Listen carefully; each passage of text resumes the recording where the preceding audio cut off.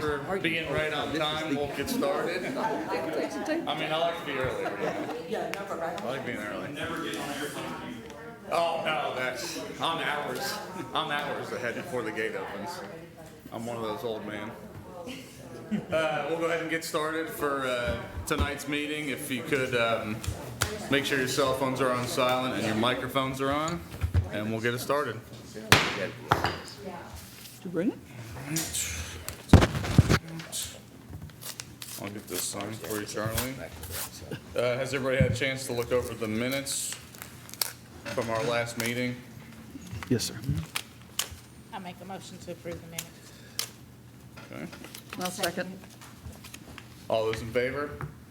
Aye. Aye. Any opposed? All right, minutes are approved from last month. And I'll get this for you, Charlie. All right. Is there anybody that's speaking tonight? Applicants or any words from the public? You don't have to swear anybody in. I'm going to do that good of a job, and so is Mark. That's awesome. And I appreciate it. I'll note that in the minutes. That's never happened. That is before. technically on the record now. That's Yeah. never happened before? That has never happened. Oh my Oh, gosh. have nobody speak? Breaking molds. Let's go. Okay. With all that being said, we have the old application first, correct? No, that one has still been Eli Avenue. That one you has have, been G 2025-16, that one has been postponed Oh, to I see it. presumably I see it there. November. November. Okay. With that being said, we'll go to the new applications. Letter A. Go ahead, Rhett. Okay, this is a variance application on 121 East Jackson Street, downtown Georgetown, right across from what my daughter swears is the best playground at Garth. Again, it's a variance request to reduce the minimum R2 side yard setback from 7.5 feet to 2 feet for construction of an addition to a pre-existing non-conforming structure. Basically what that means is this house is technically encroaching on the boundaries or setbacks for what are modern standards, just an old in-town lot infill project. It's about a 6,100 square foot lot, again, undersized by modern standards. East Jackson off South Broadway, and staff is recommending approval.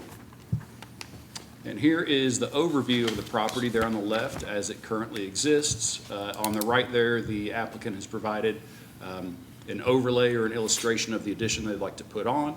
It's been described to staff as a laundry and storage area for the most part. You didn't swear in. Right. He had that one ready to Yeah, go. to be able to move some of these facilities up from the basement to make it more accessible and easy to access for use of their growing family. State statute binds the Board of Adjustment and staff for how they must evaluate variances, KRS 100-243.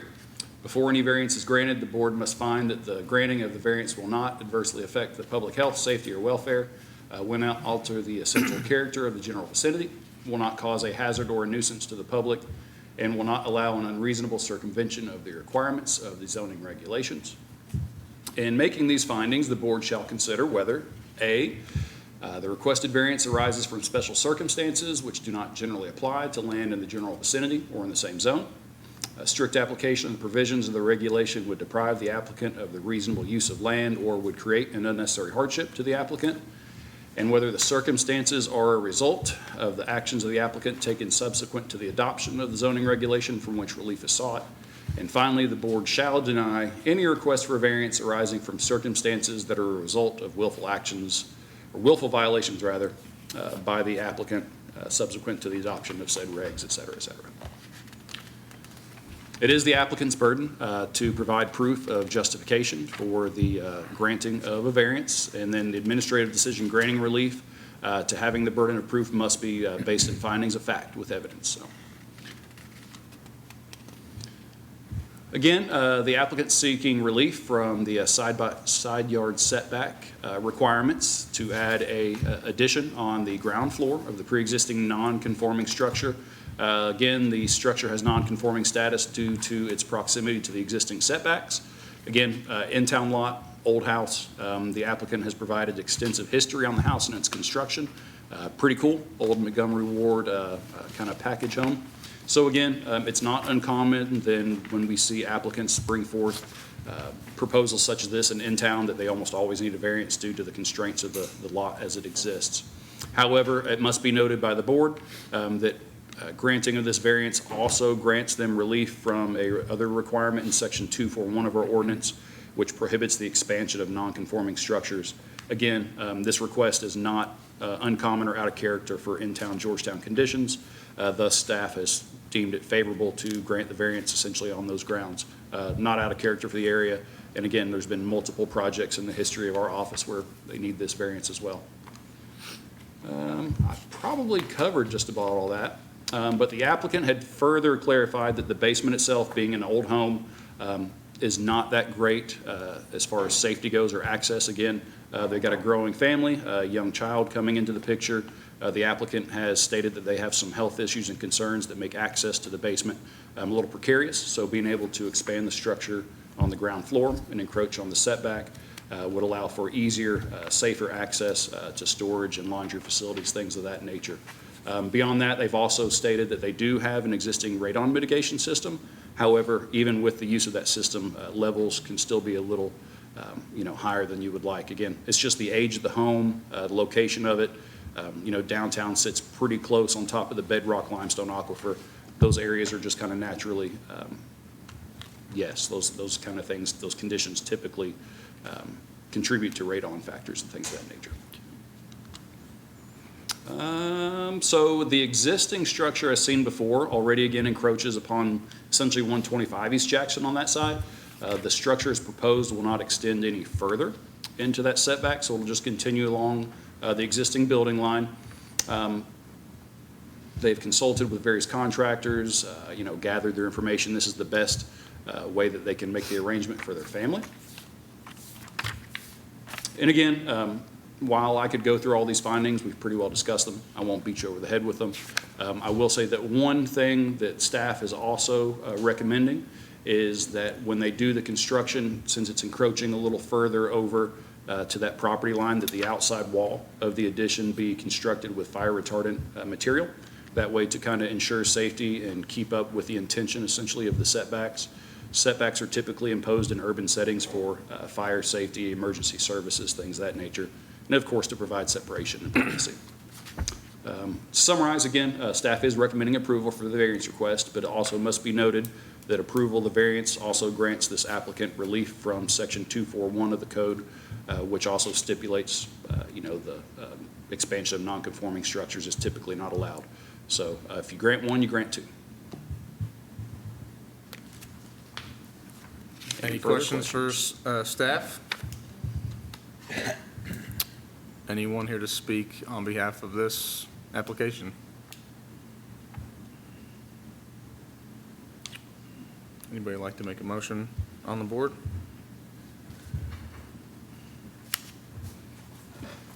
I make a motion to approve per staff report and findings. I'll second. Okay. All those in favor? Aye. Any opposed? Okay. Motion passes. Thank you so much. Appreciate it. I'll send you all a email form of your letter that basically you can carry with you to building inspection that says, yep, they said you can do this. Okay, I'll get it to you in the morning. Okay, awesome. All right?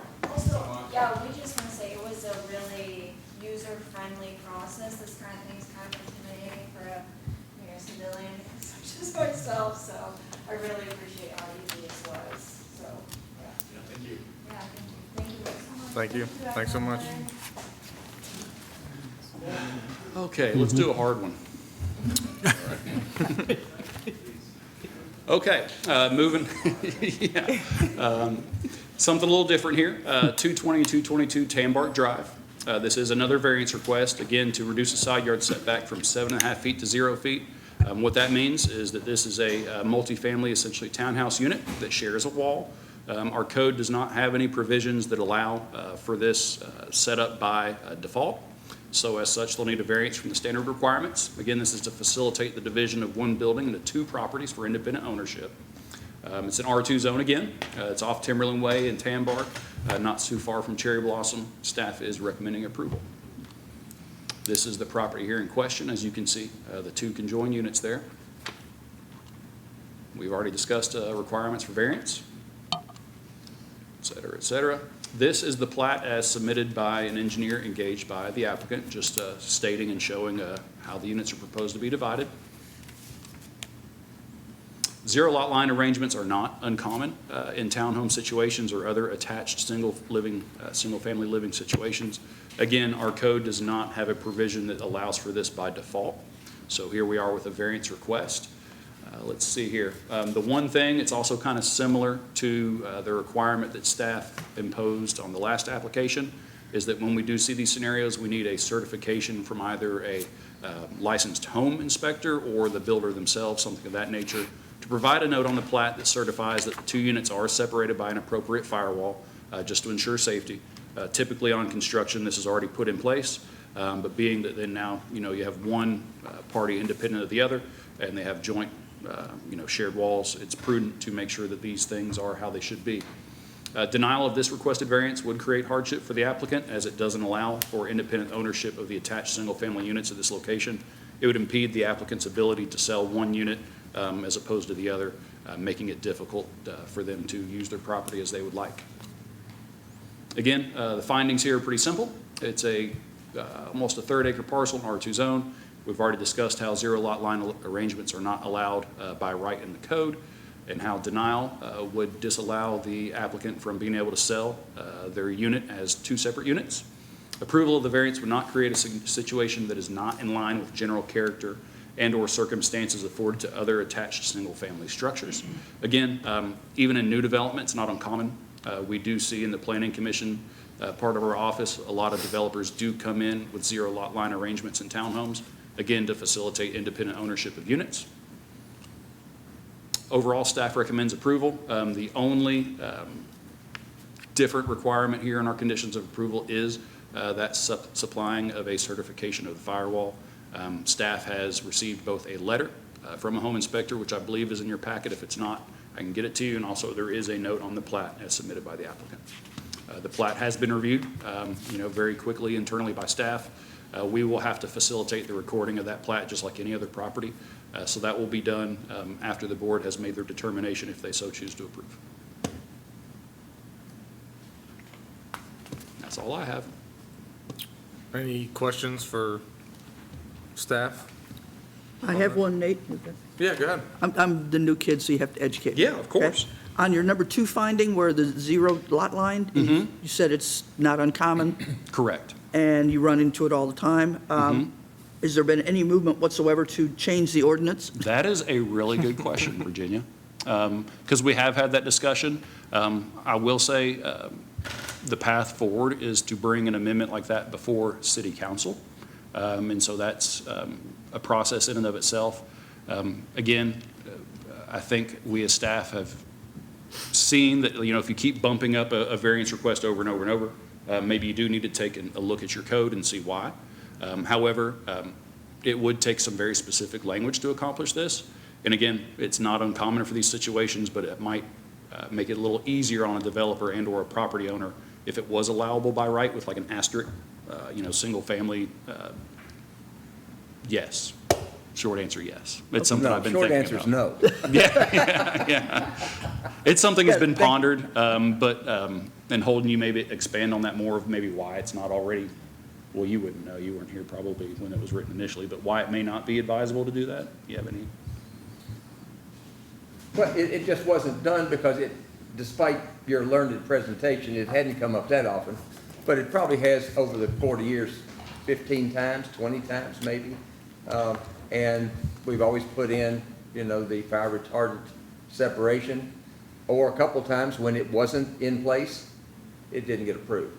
So, and that's just the way it's functioned for 40 years. Yeah. Ms. Teague, the esteemed Mr. Perkins is correct on that.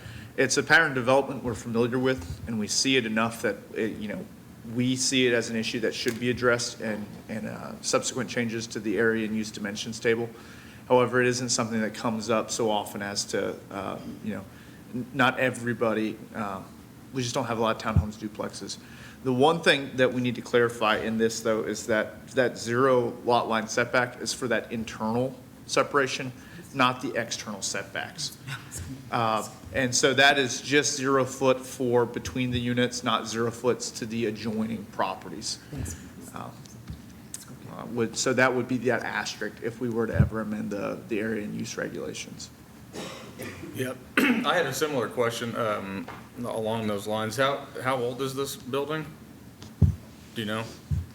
1998, was it 1998? Yeah. Do you know You if didn't that swear. would they typically apply for a variance like that at the beginning? We do see in new development, like it would come in as a variance request on the initial development plan and subdivision plat. Right. So those would never make it here unless Okay. the developer initially brought it in as a block, which happens as well. Okay. I believe they did that in Falls Creek initially, brought them in as a block and then split them up.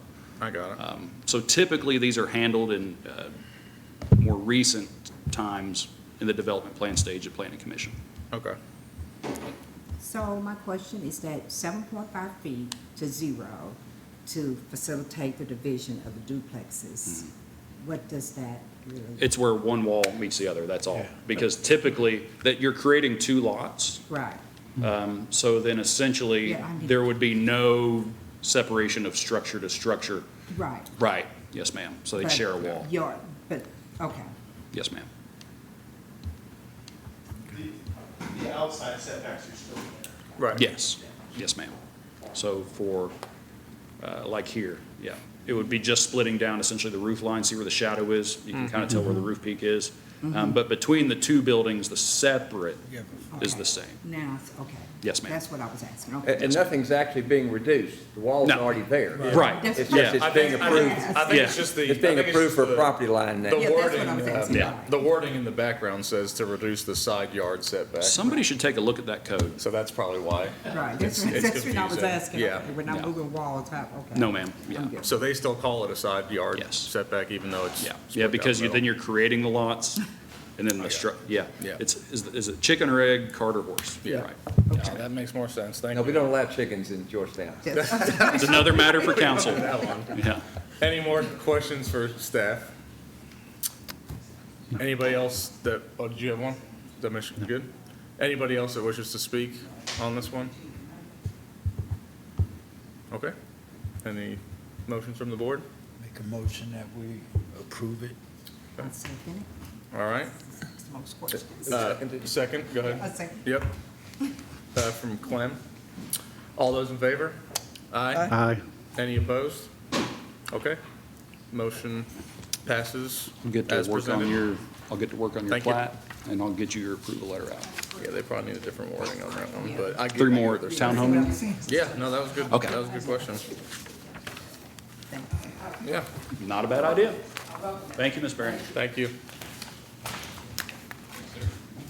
This is my code.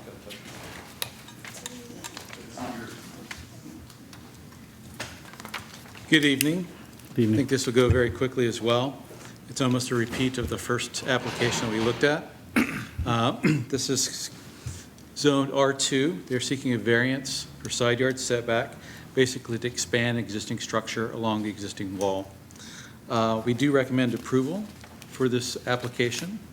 This shows where the zoning of it is, R2. We have some nearby zoning of Ag A1 and R1, I think it's B.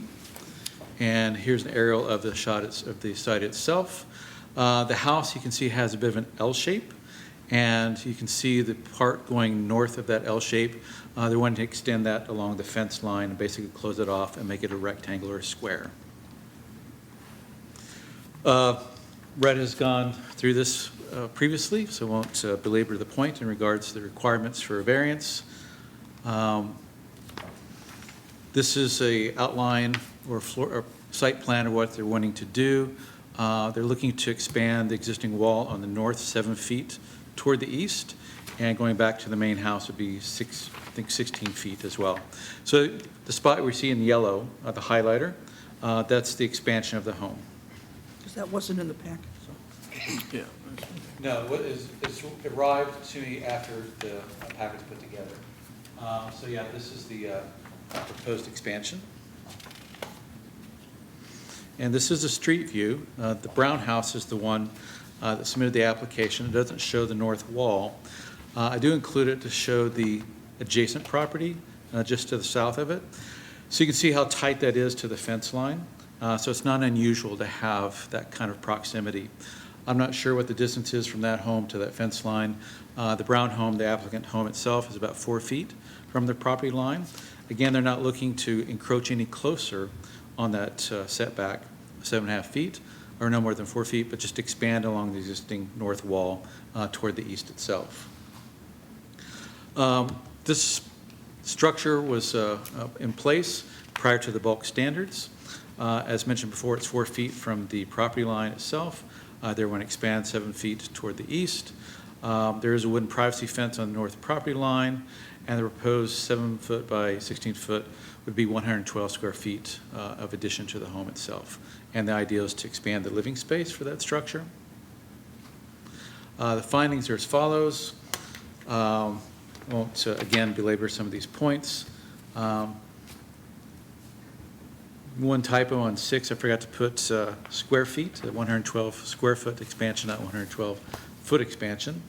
It's a common feature neighborhood as shown by that street view, and believe that the proposed action would not adversely impact public health, safety, or welfare, and will not alter the essential character of the neighborhood nor cause a hazard or nuisance.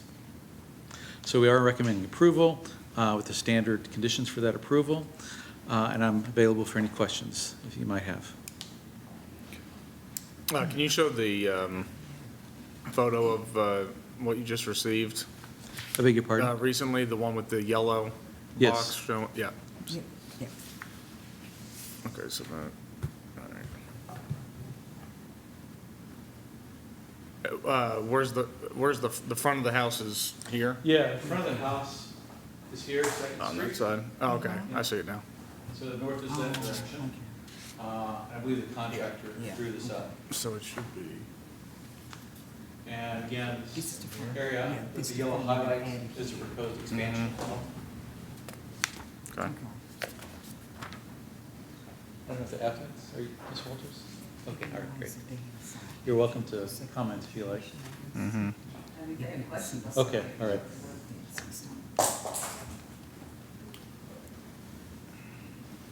So can you pull up the other picture you had there? You had This one? That one, yeah, right there. You said it's the brown house? The Brown house is the applicant's property. Yeah. Yes. That's just the other side, this side. Yeah, I included this to show that it's not uncharacteristic for the neighborhood. Okay. Any questions any other questions for staff? Anybody here that wishes to speak on behalf of this application? Okay. Anybody on the board will make a motion? Motion that we accept approval? Second. Who seconded? All those in favor? Aye. Aye. Any opposed? Okay. Motion passes as Thank you. presented. Thank you very much. Thank you. Anything else for tonight? Thank you, guys. That's it. And I stayed awake for the whole time. All good?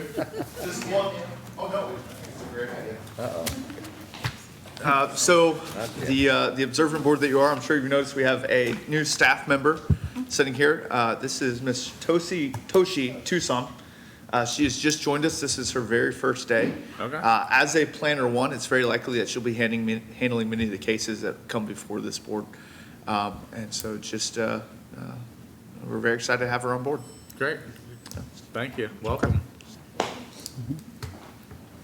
All right. That's it. All right, thanks, guys. I don't even know what to say. Closed. I don't know what to say. What?